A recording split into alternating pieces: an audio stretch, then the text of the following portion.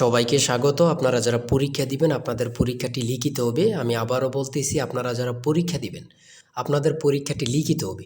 আপনাদের পরীক্ষার জন্য স্পেশাল একটি প্রশ্ন প্যাটার্ন নিয়ে এসেছি। ইনশাল্লাহ এই প্যাটার্ন থেকে 25 থেকে 30 নাম্বার অনায়াসে কমন পাবেন। শুধু ধৈর্য সহকারে সম্পূর্ণ ভিডিওটা দেখেন, আমি দেখিয়ে দিব কোন কোন বিষয়ে কোন কোন টপিক থেকে প্রশ্ন উত্তর আসবে, 100% হুবহুব কিভাবে কমন পাবেন, এই সকল তথ্য নিয়ে আজকে আলোচনা করব। আর বিশেষ করে বলে রাখি, আপনারা যারা পরীক্ষা দিবেন পরীক্ষার প্রশ্ন প্যাটার্ন যেমন থাকবে সেম প্যাটার্নে একদম শর্ট করে স্পেশাল শর্ট চূড়ান্ত সাজেশন তৈরি করা হয়েছে। সাজেশনটি নিতে স্ক্রিনে দেওয়া হোয়াটসঅ্যাপ নাম্বার রয়েছে, ইমো নাম্বার রয়েছে, দুটোর মধ্যে যে কোনো একটি মেসেজ করে সাজেশনটি সংগ্রহ করুন।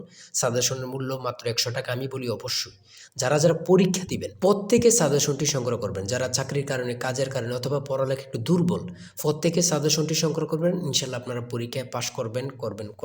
আমি আবারও বলি, একদম শর্ট স্পেশাল চূড়ান্ত সাজেশন পাবেন। আমাদের সাজেশনটি পড়লেই যথেষ্ট। সাজেশনের বাইরে আপনাকে আর কিছুই পড়তে হবে না। আমি মূল কথায় চলে আসছি। প্রথমে থাকবে কি, এখানে প্রথমে থাকবে সাধারণ জ্ঞান। যেমন এখানে রয়েছে বিদ্রোহী কবিতার রুচিও থাকে, কাজী নজরুল ইসলাম। কতটা গুরুত্বপূর্ণ শুধু আপনারাই বুঝতেছেন। রবীন্দ্রনাথ ঠাকুর কত সালে নোবেল পুরস্কার পান, এটা কত গুরুত্বপূর্ণ আল্লাহ ছাড়া কেউ জানে না। 1913 সালে কত পরীক্ষা আসছে, সেটা আল্লাহ ছাড়া কেউ জানে না। 3 নম্বরে রয়েছে বাংলা সাহিত্য। সাহিত্য সম্রাট বলা হয় কাকে?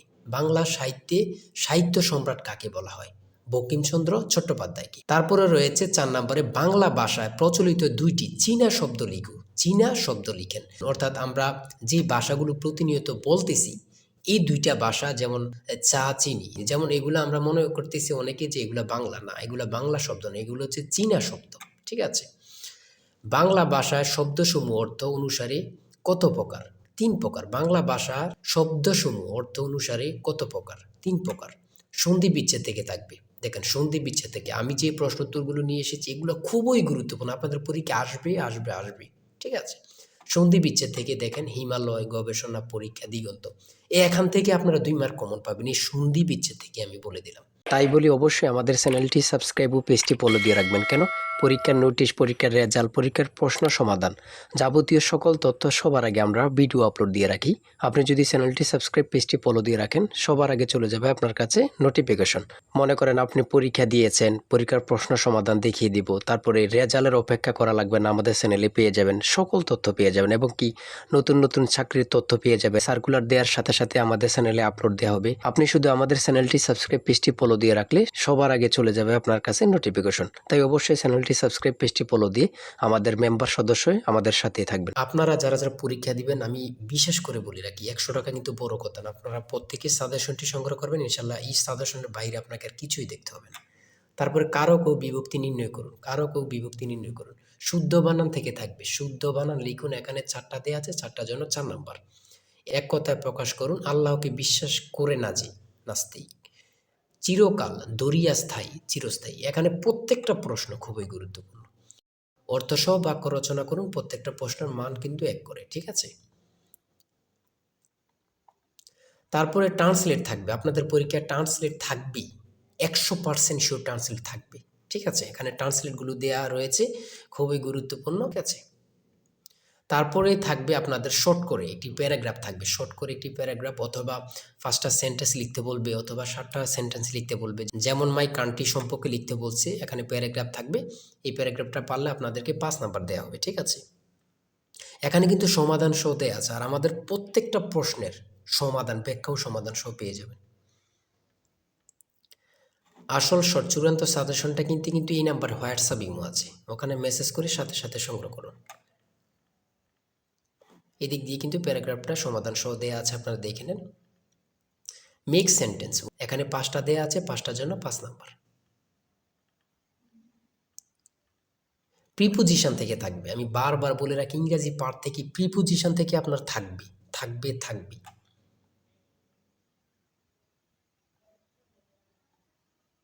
দেখেন, প্রত্যেকটা প্রশ্ন কিন্তু আমাদের খুবই গুরুত্বপূর্ণ।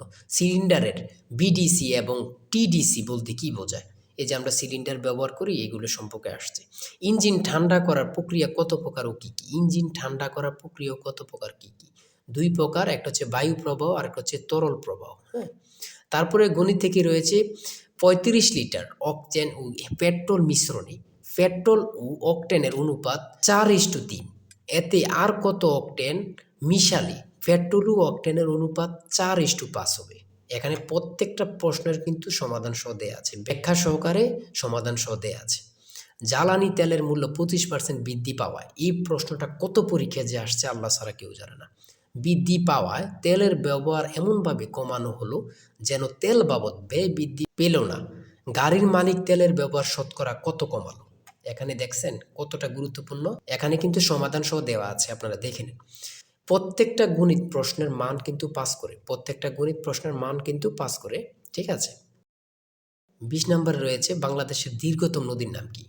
খুবই গুরুত্বপূর্ণ। বাংলাদেশের দীর্ঘতম নদীর নাম হচ্ছে পদ্মা। জনসংখ্যা বিবেচনায় মুসলিম বেশি, ক্ষুদ্রতম দেশ কোনটি? মালদ্বীপ। আপনাদের পরীক্ষায় এটা আসবে, যান বলে দিলাম। তারপরে এদিক দিয়ে রয়েছে 22 নম্বরে, কোন সুলতান 17 বার ভারত আক্রমণ করেন? কোন সুলতান 17 বার ভারত আক্রমণ করেন? এটা খুবই গুরুত্বপূর্ণ। সুলতান মাহমুদ। 60 গম্বুজ মসজিদ কোন জেলা অবস্থিত? বাগেরহাট। 60 গম্বুজ মসজিদ কোন জেলা অবস্থিত? বাগেরহাট। এই প্রশ্নটা কিন্তু চাকরির পরীক্ষা এখন অ্যাভেলেবেল আসতেছে, ঠিক আছে।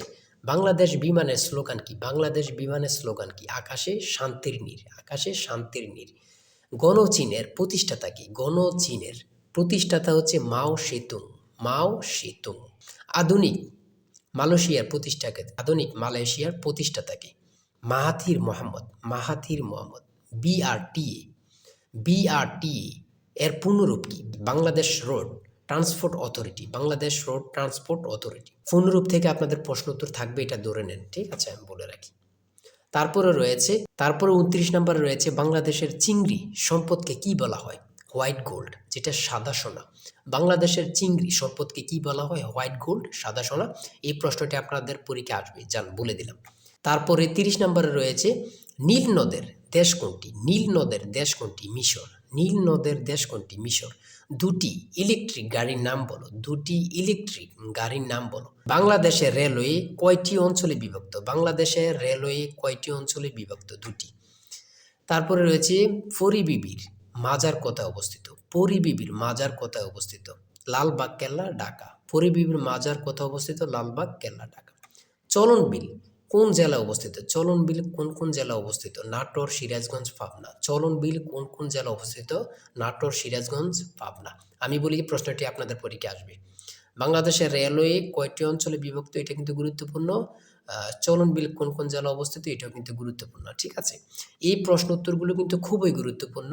আর আজকের ভিডিও এই পর্যন্তই। আপনারা যারা এখনও সাজেশনটি সংগ্রহ করেননি, দ্রুত এই নাম্বারে হোয়াটসঅ্যাপ ইমো আছে, চূড়ান্ত সাজেশন কিনতে হোয়াটসঅ্যাপ অথবা ইমোতে মেসেজ করুন। এই নাম্বারে হোয়াটসঅ্যাপ অথবা ইমো আছে, আপনারা প্রত্যেকে আমাদের সাজেশনটি সংগ্রহ করে ফেলুন। দ্রুত মেসেজ করে সাজেশনটি সংগ্রহ করে ফেলুন। ইনশাল্লাহ সাজেশনের বাইরে আপনাকে আর কিছুই পড়তে হবে না। আজকের ভিডিও এই পর্যন্ত। সবাই ভালো থাকবেন, সুস্থ থাকবেন। আল্লাহ হাফেজ।